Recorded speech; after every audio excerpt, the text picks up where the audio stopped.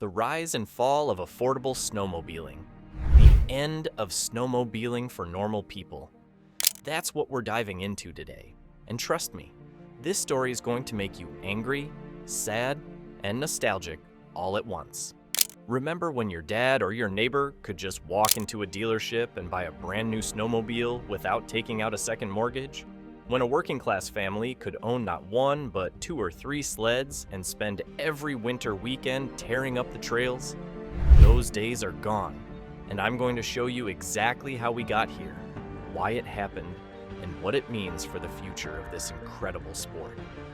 Let's rewind to the golden age. Picture this. It's 1970, and snowmobiling is absolutely exploding across North America. We're talking about 500,000 units sold in a single year. By the early 70s, manufacturers were moving over 2 million snowmobiles between 1970 and 1973. The industry had over 100 different manufacturers competing for your business. 100. Polaris, Ski-Doo, Arctic Cat, Yamaha, Mercury, Rupp, John Deere, and dozens of others you've probably never even heard of. Competition was fierce, and you know what that meant? Prices stayed reasonable, and innovation was happening at breakneck speed. In 1970, you could walk into a dealer and buy a brand new Ski-Doo Olympic with electric start for under $1,000 bucks. $995 to be exact. Some basic sleds were selling for just $699. That's not adjusted for inflation, that's the actual price tag. Now, before you say that sounds cheap, let me put this in perspective. The average home price in 1975 was about $40,000. A new pickup truck cost you around $4,000, and a snowmobile? $1,400 on average. Here's where it gets interesting. Fast forward to today, and the average home price has gone up about 10 times. That $40,000 house? Now it's pushing $400,000 or more depending on where you live. That $4,000 truck? Now it's $40,000, maybe more if you want anything decent. So snowmobiles must have gone up the same way, right? About 10 times? Well, yes and no. The average new sled today costs around $13,500 to $15,000. Some basic models start at $8,000, but those high-performance turbos? They're pushing $20,000 to $25,000. So mathematically, yeah, the price is increased at roughly the same rate as everything else. But here's the problem nobody wants to talk about. Wages didn't keep up, not even close. While housing, vehicles, and snowmobiles all multiplied in price by a factor of 10, the average American's real purchasing power has barely budged in 40 years. In fact, when you adjust for inflation, the average hourly wage today has almost the same purchasing power it did in 1978. Let that sink in. We're making the same money, but everything costs 10 times more. The $4.03 per hour wage from January 1973 had the same purchasing power as $23.68 today. And while some wages have increased nominally, for most middle-class workers, real wages have been essentially flat for decades. The only people who have seen significant wage growth? The top-tier earners. Everyone else has been treading water while the cost of living has skyrocketed.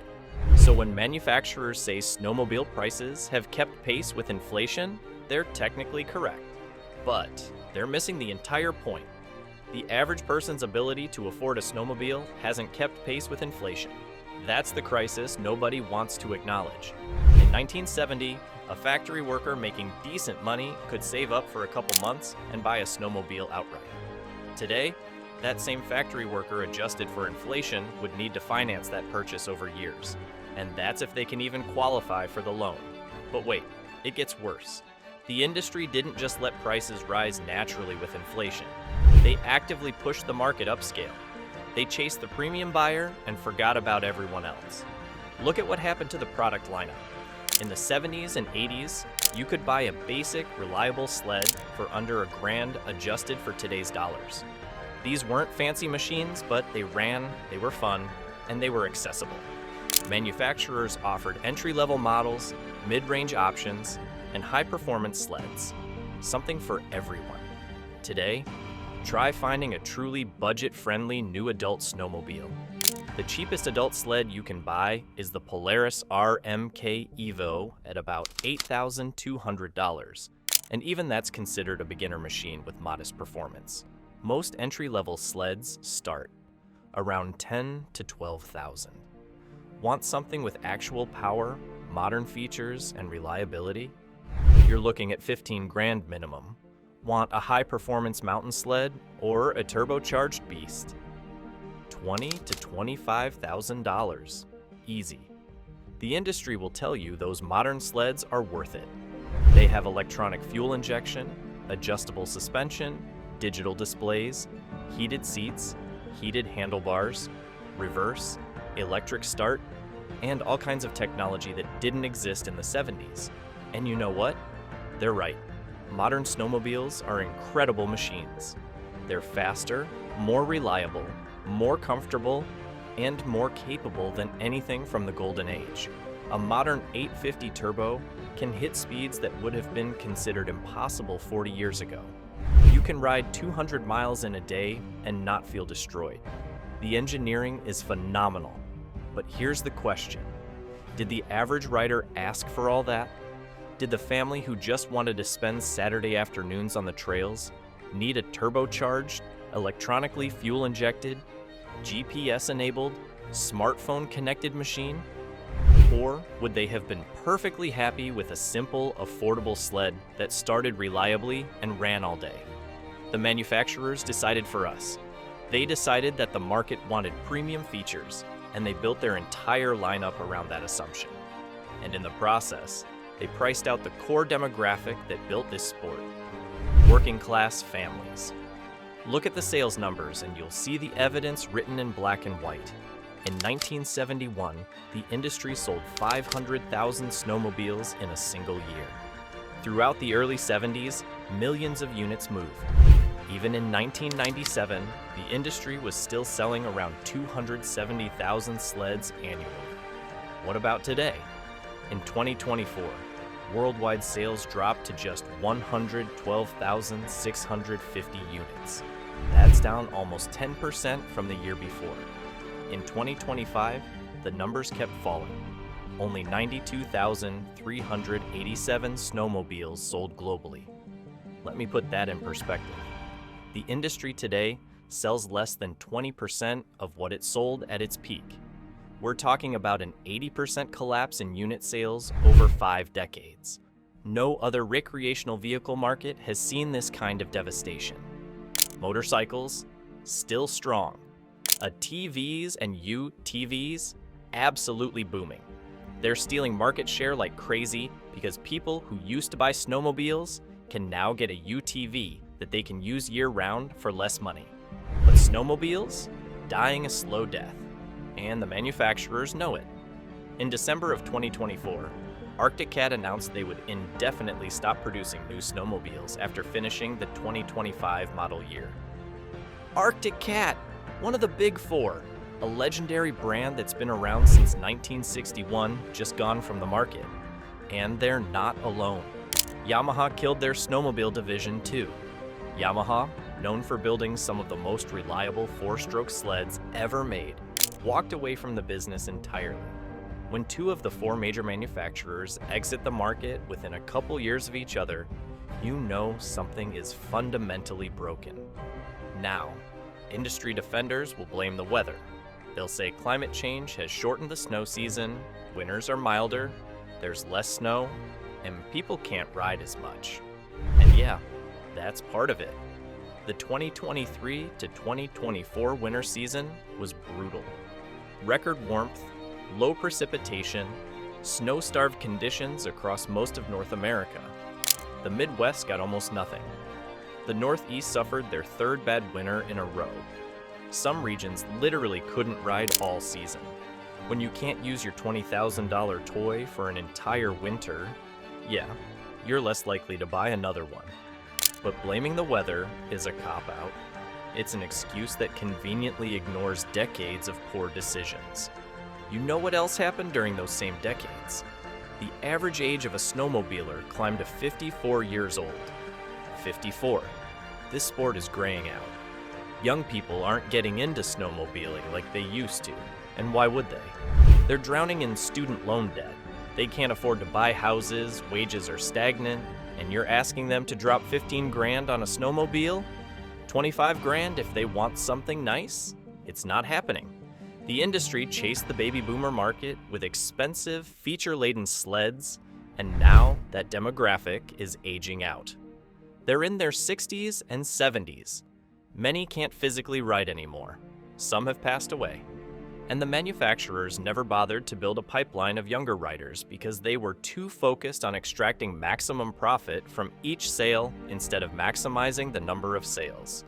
They chose margin over volume, and now they're paying the price. Here's what really grinds my gears. The technology exists to build affordable sleds.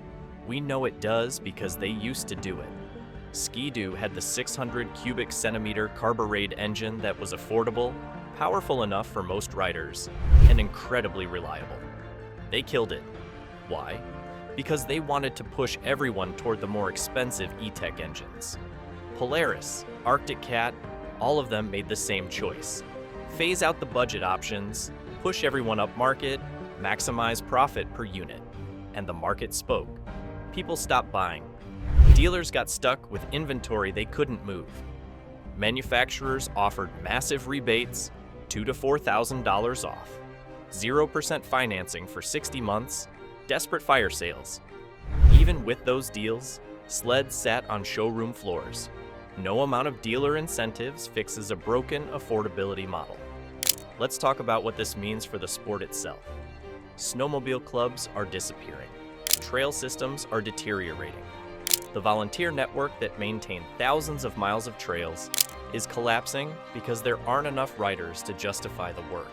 Landowners who used to allow trails across their property are closing access because they don't want to deal with it anymore.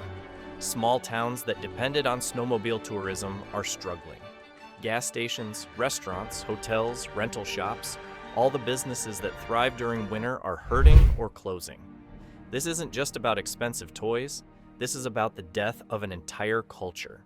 Snowmobiling used to be a family activity. Dad, mom, kids, even grandparents would load up the sleds and spend entire weekends together exploring trails, hitting up trailside diners, making memories. That's disappearing. When a family needs to spend $40,000 to put 2 adults on decent sleds, plus another $8,000 for gear, helmets, suits, boots, and gloves, plus storage, maintenance, fuel, insurance, and trail passes, we're talking about a $60,000 plus investment. That's a new truck. That's a down payment on a house. For most families, it's simply not realistic. The manufacturers will tell you they can't build cheaper sleds. Regulations are too strict, emission standards are too high, modern features are expected, development costs are enormous. Profit margins are thin. And again, there's some truth to that, but you know what? Honda builds motorcycles that sell for under $5,000 and still makes money. Can-Am builds ATVs at accessible price points. It can be done. The question is whether manufacturers want to do it. If you enjoyed this deep dive into how an entire industry priced itself into oblivion, do me a huge favor and hit that like button and subscribe to the channel. Seriously, this is a small channel and every like and subscription helps me keep making content like this. It tells YouTube to show these videos to more people who care about the same stuff we do. Here's what needs to happen if snowmobiling is going to survive. First, manufacturers need to swallow their pride and reintroduce truly affordable models. I'm talking $8,000 to $10,000 sleds max, with simple, reliable engines, basic suspension, and none of the premium features. Make them last. Make them easy to work on. Give people grease fittings instead of sealed bearings that fail and cost a fortune to replace. Build them like they built sleds in the 90s. Tough, simple, and maintainable. Second, the industry needs to target young people aggressively. Not with expensive marketing campaigns, but by making the sport accessible. Offer financing programs that actually make sense. Create rental programs so people can try before they commit. Partner with schools and youth organizations. Get kids on sleds early, even if it's just for a day. Create the next generation of riders instead of assuming they'll just magically appear. Third, stop the feature creep. Not every sled needs a turbo, electronic suspension, and a touchscreen display. Some riders just want something that goes in the snow. That's it. Build for that market. There's a reason Ski-Doo's base models are selling well right now. People want affordable options. Fourth, work with clubs and trail organizations to rebuild the infrastructure. Snowmobiling needs trails, and trails need volunteers, and volunteers need to see riders. It's a cycle. Break the cycle of decline by investing in the community aspect of the sport. But honestly, I'm not optimistic. When 2 of the 4 major manufacturers have already walked away, when sales are down 80% from peak, when the average rider is 54 years old and climbing, the writing is on the wall. The industry had decades to course correct, and they chose short-term profits over long-term sustainability. They chose to serve wealthy enthusiasts instead of working families. They forgot that snowmobiling was built by normal people who just wanted to have fun in the winter. Some people will say I'm being too negative, that the market is just consolidating, that the remaining manufacturers will be stronger. Maybe. But I look at those sales numbers, I look at the pricing, I look at who can actually afford to participate in this sport today versus 50 years ago, and I see an industry in terminal decline. Snowmobiling isn't dying because of climate change or bad winters or lack of interest. It's dying because it priced out the very people who made it popular in the first place. Think about it this way. In 1970, a factory worker making the median wage could buy a new snowmobile with about 6 weeks of pay. Today, that same factory worker adjusted for inflation would need 4 to 5 months of pay to buy an average new sled. That's not just a price increase, that's a fundamental shift in accessibility. You've moved a product from the working class to the upper middle class. And when you do that to a recreational vehicle that can only be used a few months a year in regions that get snow, you've destroyed your mass market. The snowmobile industry made a calculated bet. They bet that they could maintain revenue by selling fewer units at higher prices with bigger profit margins. For a while, it worked, but you can only milk a shrinking customer base for so long before you run out of customers. And that's exactly what's happening. The boomers are aging out, the younger generations can't afford to buy in, and the manufacturers acted shocked when sales crater year after year. Here's the harsh truth. Affordable snowmobiling is over. If you're a normal person with a normal job and normal financial obligations, buying new snowmobiles is probably out of reach unless you're willing to make serious financial sacrifices. The days of walking into a dealer, picking out a sled, and riding it home that weekend with cash or a small loan are gone. Now you need excellent credit, a substantial down payment, and a willingness to finance for years. The used market is the only option for most people now, and even that's getting expensive. Good used sleds from the mid-2000s are going for $8,000 to $12,000.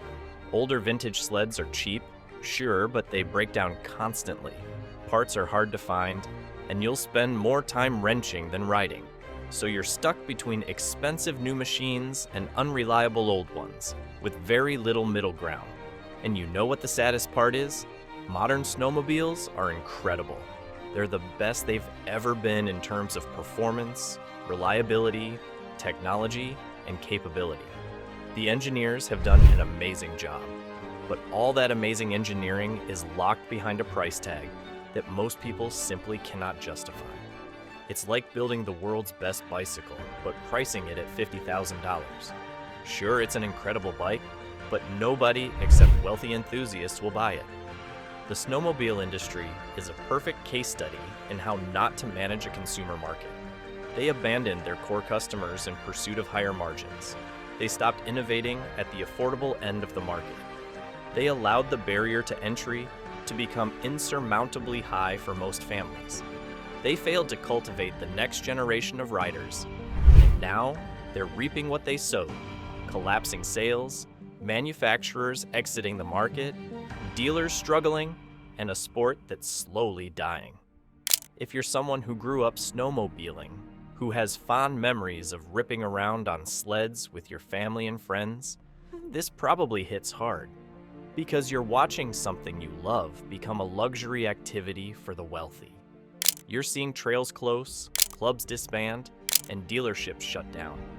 You're watching the end of an era in real time. For those of you still riding, cherish it.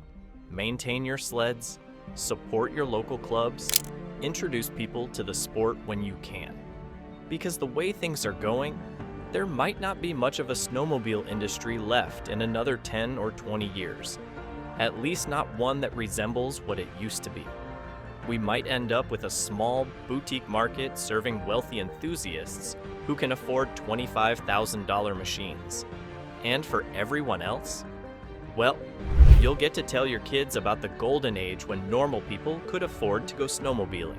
This is the rise and fall of affordable snowmobiling, an industry that exploded in the 60s and 70s, dominated the 80s and 90s, and slowly priced itself into irrelevance in the 2000s and beyond. The end of snowmobiling for normal people isn't coming someday. It's already here. The only question is whether anyone with the power to change it actually will. Thanks for watching. If this video opened your eyes to what's really happening in the snowmobile industry, make sure you're subscribed so you don't miss future content. Drop a comment below and let me know. Did you grow up snowmobiling? Can you still afford to participate in the sport today? I want to hear your stories and your thoughts on where this industry is headed. Let's keep this conversation going.